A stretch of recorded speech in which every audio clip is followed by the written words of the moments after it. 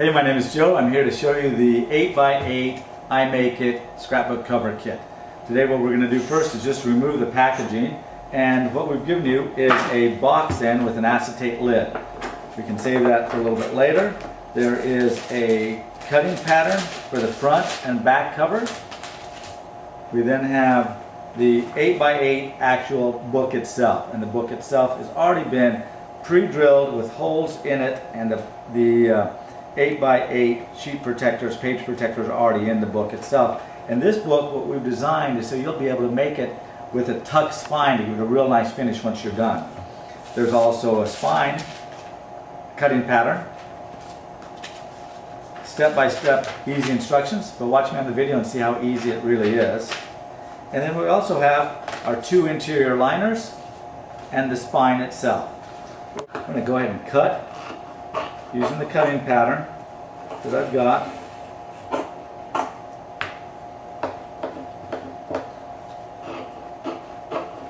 And you can always trim it down, cut a little bit outside the fabric, whatever you want to do on that cutting pattern. And there's 4 corners that you're also going to trim down.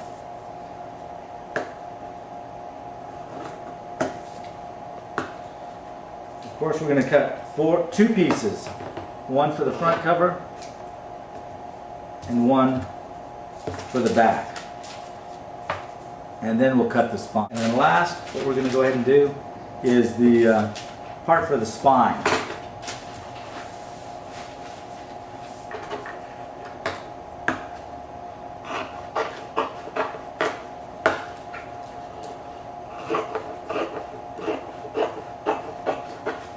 You can use a t-shirt for this project, you can use some gift wrap, some scrapbook paper, you could use a photo on canvas. We'll show you some samples once we're done. Now that we've got that done, we're going to go ahead and lay it face down and grab our book. Now if it's front cover, you're going to pay attention to the front cover because you're going to open the book up and the sheet protectors will be welded on the bottom. On this, it won't matter what the front cover or the back cover looks like. We're going to open up the spine, and we're going to go ahead and just remove a little bit of self-adhesive. And that's probably sometimes the hardest part. Now a trick to this is not shown in the instructions, is just to go back on that spine side just a little bit and lay your fabric right in the center where you've done your cuts. We're going to smooth it down. And this doesn't show in the other videos, it's just a trick that someone has shown me when they were working on it. And then you can bring your fabric just a little bit back. Make sure you like how it comes back and that you've got it centered on there. If you want to move it around, you can do that. But we're going to take this back and we're going to work towards ourselves by removing the adhesive and just bringing the fabric down a little bit at a time. It is somewhat forgiving if you're not using paper, so if you need to pull it back up and move it around a little bit, you can. But again, you're going to remove the adhesive little bit by little bit and bring your paper down, or your fabric, or whatever material you're using for your cover material. Once you've done that front cover, you're going to flip the book a little bit further over, and now you've got this piece of adhesive that you're going to move. Now you can see I've cut that a little bit longer, so what I'm going to do is take my scissors and trim just enough to be able to fold over.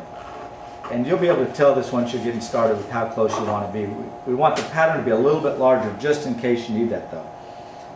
Now we've got 2 more strips of adhesive. And this is for the inside of the cover. And we're going to just take this and fold these edges down. First the one side and then the next.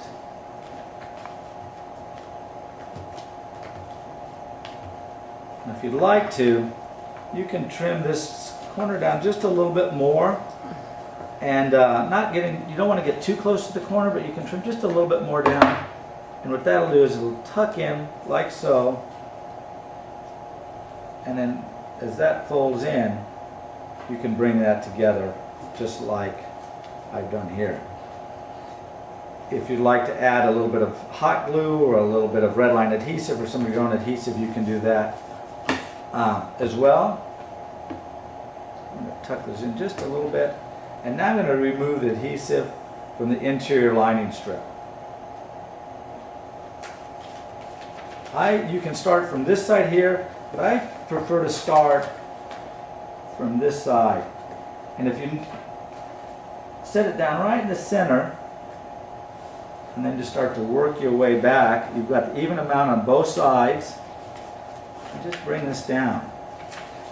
And that's as easy as it is. Some materials are not going to want to stick to this adhesive as well as others. This is sticking pretty well, but if it's not sticking that well, you can just curl this back a little bit and add a little bit more adhesive to that if you want a really nice bond. So now what we've done is we finished the front cover. We're going to go ahead and do the same thing with the back cover. We almost are done with the book, other than putting our pages in, but we have to finish the tuck spine. And this is really the great part about the book, because it gives you a super finished product once it's done. We're going to take off and remove this adhesive as well. We're going to go ahead and center it on our inside material, on the back side. Then we're going to fold this over. And we've made this tuck spine a little bit smaller than what it needs to be. So if you'd like to, you don't have to go all the way to the edge. You can just tuck it right in here. It's another little trick. And leave a little extension here. It'll start to cover up the spine itself once it's in. I'm going to trim off the extra fabric from both sides, right up next to the cardboard. It gets tucked in so no one sees it. Again, just trim that off. You can nib the corners if you'd like to make it just a little easier to put it in to the tuck spine. We're going to come here, and I've centered this as well as good as I could when I cut the pattern. And then we're going to lift this up just a little bit and fold that place in. And with that, we've created our tuck spine, a really finished looking product. That's where we can leave this a little bit longer if we want to.